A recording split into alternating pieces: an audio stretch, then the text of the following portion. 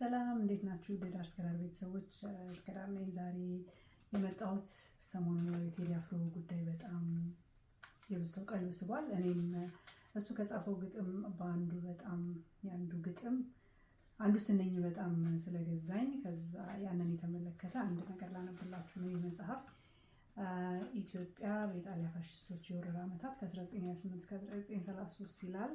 ደራሲው ፕሮፌሰር አልበርቶ ሰባኪ 1985 ጣሊያናዊ ነው ራሱ ሲሆን ተርጓሚው ደግሞ የኔ አባት ነበረ አቶ ምሻው አለማየሁ ይባላል። ከዛ መጽሐፍ ላይ አንድ ይሄንን ስንኝ የተመለከተ ነገር አነብላችኋለሁ። ዳስጣል የሚለው ዘፈን ላይ ጀግኖች ሞተውላት በመርዝ ጋዝ ነፍረው ተንገብግበው በሳት ዘመን ተገላብጦ እንዴት አቀርቅሬ ባንዲራዬን ላንሳት የሚል ስንኝ አለና ይሄ ነገር ያው ታሪክ እንዳለው ትክክለኛ ነገር እንዳለው እንድታውቁት ነው። እዚሁ ጣሊያናዊ የጻፈው መጽሐፍ ላይ ላንብብላችሁ በጣም ባጭሩ። ገጽ 209 ላይ ያው ስለ ኢጣሊያ የጭካኔ ፖሊሲ ነው የሚያትተው። በጣም ምን ያህል በጣም የጭካኔ የተሞላበት ነገር ይፈጽሙ እንደነበረ ነውና 209 ላይ አጠር አድርጌ ሳነብላችሁ ግራዚያኒ ትዕዛዙን በስራ ላይ ለማዋል የተያዙ አማጽያንን መግደል ጀመረ። ጀነራል ማርቲዮቲም የጣሊያን የበላይነት ለማሳየት ሲል ጣርማበር አካባቢ 100 ሰዎችን ሲገድል 500 መኖሪያ ቤቶችን አውድሟል። ጀነራል ጋሊናም ህዝቡን በመደዳው በመጨፍጨፍ ስርዓት በማስያዝና ሰላም በማስፈን ትዕዛዙን መፈጸሙን አስታውቋል። የዝቋላና የየረር ተራሮች፣ አንኮበር፣ ደብረ ብርሃንና ፍቼ የአርበኞቹ ዋና ምሽጎች ስለነበሩ በተጠና ስልት እንዲደመሰሱ ሲደረግ ጀነራል ምስኪም እንደፈለገው እንዲሰራ ስልጣን ስለተሰጠው በየረር ተራራ ላይ 43 አርበኞችን ሲገድል በርካታ ቤቶችን አጋይቷል።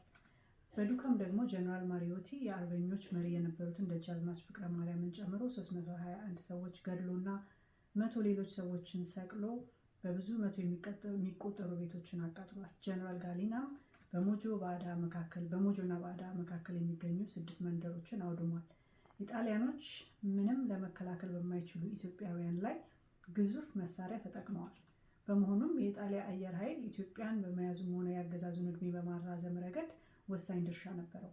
በየረር በዝቋላ ተራሮችና በላስታ በመሸጉ አርበኞች ላይ ከአየር ድብደባ በተጨማሪ 2 አይነት የመርዝ ጋዞች ጥቅም ላይ ውለዋል። ከ1936 እስከ 37 ዓ.ም በሰሜን ምዕራብና ምስራቅ ሸዋ አርበኞች ላይ የተጠናከሩ ወታደራዊ እርምጃዎችን ከወሰደ በኋላ ግራዚያኒ ቀሪዎቹን የኢትዮጵያ ሰራዊት አባላት ወደሚገኙበት ወደ ደቡብ ኢትዮጵያ ፊቱን አዞረ ይላል። እንግዲህ ይሄ ሰራዊቱ ላይ የተፈጸመ ብቻ ሳይሆን ሌሎች ሲቪሊያኖች ላይ ወይም ደግሞ ያልታጠቁ ሰዎች ላይ በመርዝ ጋዝ ተጠቅመዋል። ከነዚህ ውስጥ አንዱ መንዝ መራበቴ አመፀኛ ዋሻ በመባል የሚታወቀው ቦታ ላይ አውሮፕላኖቹ በሚጥሉበት ሰዓት ሸሽተው እዛ ዋሻ ውስጥ የገቡ ሰዎች በሙሉ አልቀዋል። እዛ ውስጥ ታፍነው ማለት ነው። እና ይህ ነገር ያው እውነት እንደሆነ ታሪክ የመዘገበው ነገር እንደሆነ የእሱ ግጥም ስንኝ ኢንስፓየር ስላደረገኝ ነው የማነብላችሁ። ከዛ በተጨማሪ ደግሞ እንግዲህ ከዚህ በኋላ የግራዚያኒ ላይ የመግደል ሙከራ ተደረገ። ጭፍጨፋው በጣም ተጠናክሮ ቀጠለ ማለት ነው። ከነዚህ ውስጥ ከተደረጉ በጣም ብዙ ጭፍጨፋዎች ዋነኛውን ቦታ የሚወስደው የደብረ ሊባኖስ መነኮሳት ጭፍጨፋ ነው። ግንቦት 21 ቀን 1937 ዓ.ም 297 መነኮሳት ተረሽነዋል።